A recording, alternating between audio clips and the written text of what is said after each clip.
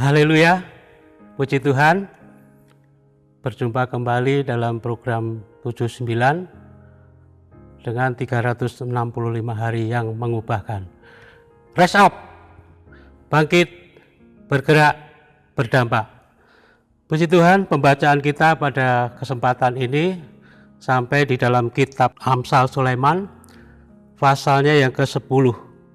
Amsal Sulaiman pasalnya yang ke-10 ini ada 32 ayat. Bapak Ibu yang dikasihi Tuhan, renungan 79 pada kesempatan ini saya akan beri judul atau tema mendidik dengan bijak. Kita akan lakukan observasi. Mendidik adalah satu hal yang luar biasa, tetapi tidak seperti membangun sesuatu yang bersifat fisik. Hasil dari mendidik tidak bisa kita lihat dengan segera, tidak sama dengan kalau kita membangun gedung dan sebagainya. Mungkin hasil dari mendidik itu bisa akan kita lihat 25 tahun yang akan datang. Bagaimana hasil dari pendidikan kita itu? Di dalam kitab Amsal pasal 10 ini ada begitu banyak hikmat-hikmat praktis yang sangat bermanfaat dalam kehidupan kita sehari-hari, ya. Misalnya dalam hal mengumpulkan harta, ya. Harta yang diperoleh dengan tidak benar tidak akan ada manfaatnya, bahkan bisa berakibat buruk bagi yang bersangkutan. Lalu ada juga di dalamnya jaminan bagi orang benar, pemeliharaan Tuhan bagi orang benar. Tidak usah khawatir, orang benar pasti dipelihara Tuhan. Lalu yang ketiga, akibat dari kemalasan. Kemalasan akan mendatangkan kemiskinan. Lalu yang keempat, perbedaan orang benar dengan orang fasik, atau orang bijak dengan orang bodoh, ya.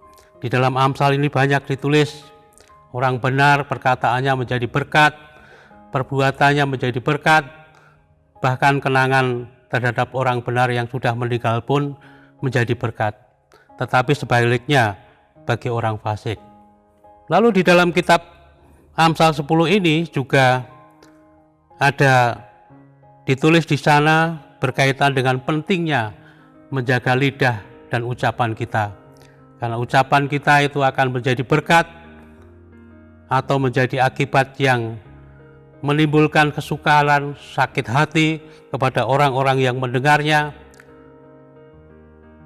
Oleh sebab itu kitab Amsal ini mengajarkan bagaimana kita harus berhati-hati dalam mengendalikan lidah kita, ucapan kita. Lalu kita akan sampai ke bagian yang kedua, yaitu interpretasi. Dalam interpretasi ini mari kita akan fokuskan di dalam kitab Amsal 10 ayatnya yang pertama. Kita akan baca Amsal 10 ayatnya yang pertama. Amsal Salomo. Anak yang bijak mendatangkan sukacita kepada ayahnya, tetapi anak yang bebal adalah kedukaan bagi ibunya. Bapak Ibu Saudara yang dikasihi Tuhan, apakah anak akan menjadi bijak, anak akan menjadi bebal, berhasil atau tidak berhasil, itu adalah tergantung bagaimana orang tua mendidik. Untuk menambahkan referensi dari ayat ini, kita akan baca di dalam Amsal 17 ayatnya yang ke-25. Anak yang bebal menyakiti hati ayahnya dan memedihkan hati ibunya. Jadi akibat ketidakberhasilan orang tua dalam mendidik anak itu menimbulkan kesukaran, kesulitan, duka cita, kekecewaan bagi orang tua. Dan mungkin hal itu berjalan terus waktu saat kita memiliki seorang anak dan waktu itu tidak bisa diulang lagi. Bapak Ibu yang dikasihi Tuhan, menjadi orang tua adalah suatu kehormatan, suatu kebanggaan yang luar biasa. Saat seorang bayi mungil lahir dalam keluarga kita, sungguh bahagia yang luar biasa bagi seorang ayah maupun seorang ibu. Tetapi tanpa disadari bahwa seorang bayi muhil itu memberikan banyak tuntutan bagi kita sebagai orang tua. Misalnya saat anak nangis karena pipis, orang tua harus mengganti popok. Atau saat nangis karena lapar, orang tua khususnya ibunya harus memberi makan atau menyusui. Kita harus mencuci pakaiannya, merawat kesehatannya. Itulah tanggung jawab orang tua. Dengan makin bertambah besarnya anak, bukan semakin ringan tanggung jawab kita sebagai orang tua, semakin banyak tugas dan tanggung jawab kita sebagai orang tua. Orang tua harus memperhatikan kebutuhan fisik mereka, kebutuhan psikis mereka, kebutuhan rohani mereka. Tapi banyak orang tua yang seringkali kurang seimbang dalam hal ini. Hanya memperhatikan kepentingan-kepentingan, kebutuhan-kebutuhan fisik, dan untuk kepentingan-kepentingan yang bersifat rohani seringkali diserahkan kepada gereja, diserahkan kepada sekolah. Fokus mencari nafkah, mencari uang, mencukupi kebutuhan-kebutuhan jasmani mereka, tetapi kebutuhan-kebutuhan rohani seringkali terlupakan. Mendidik anak adalah satu upaya yang sadar, upaya yang serius untuk mengembangkan moral, etika, dan kerohanian anak-anak kita. Seharusnya mendidik anak adalah tanggung jawab utama orang tua, bukan diserahkan kepada pihak-pihak lain, bukan diserahkan kepada sekolah, bukan diserahkan kepada guru, bukan diserahkan kepada gereja, tetapi dimulai dari orang tua, dimulai dari keluarga. Oleh sebab itu, seringkali kita sebagai orang tua, pada awal-awal kita mempunyai seorang anak lahir dalam keluarga kita, tidak ada manual atau petunjuk bagaimana cara merawat anak-anak kita. Tidak seperti kalau kita membeli HP atau alat elektronik yang lain, ada manual, ada petunjuk bagaimana mengoperasikan alat-alat tersebut.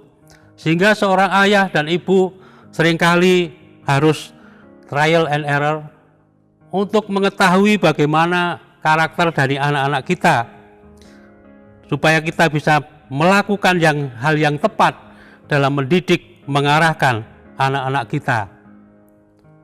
Tapi bersyukur kepada Tuhan bahwa firman Tuhan membawa kita, membimbing kita orang tua untuk bisa mengarahkan, mendidik anak-anak kita, anak-anak yang dianugerahkan di dalam keluarga kita. Firman Tuhan memberikan kita tuntunan-tuntunan sebagai orang tua. Mari kita baca di dalam Kolose pasal 3 ayatnya yang ke-21. Kolose pasal 3 ayatnya yang ke-21. Hai bapak-bapak, janganlah sakiti hati anakmu, supaya jangan tawar hatinya. Bapak Ibu yang dikasihi Tuhan, khususnya bapak-bapak, kita seringkali berinteraksi dengan anak-anak kita. Firman Tuhan memberikan rambu-rambu kepada kita sebagai orang tua, khususnya seorang ayah, jangan menyakiti hati anak kita, supaya mereka jangan tawar hati.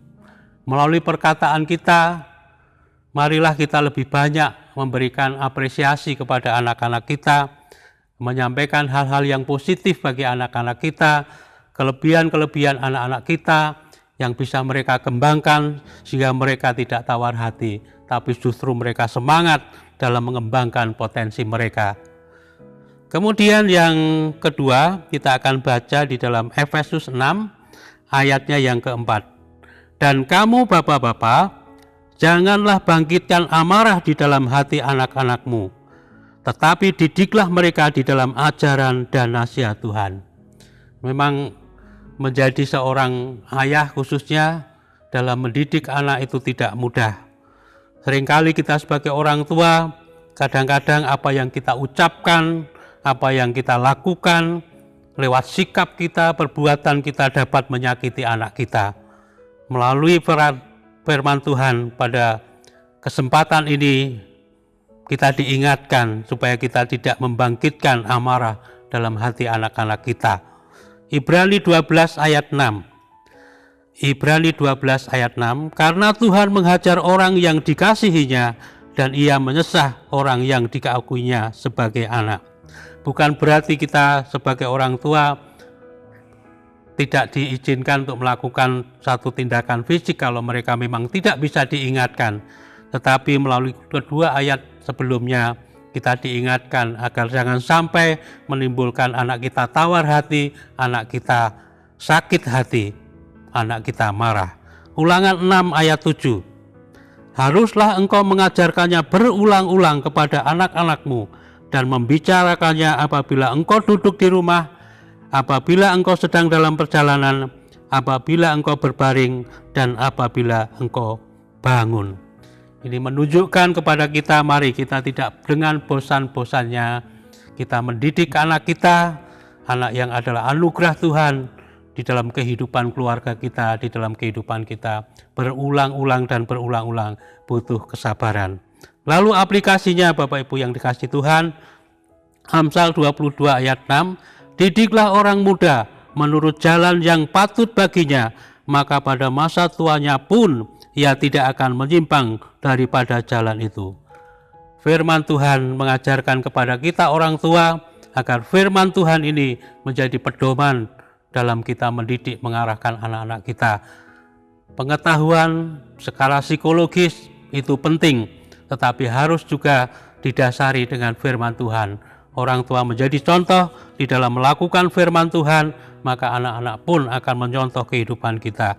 Amsal 29 ayat 17, didiklah anakmu, maka ia akan memberikan ketentraman kepadamu dan mendatangkan sukacita kepadamu.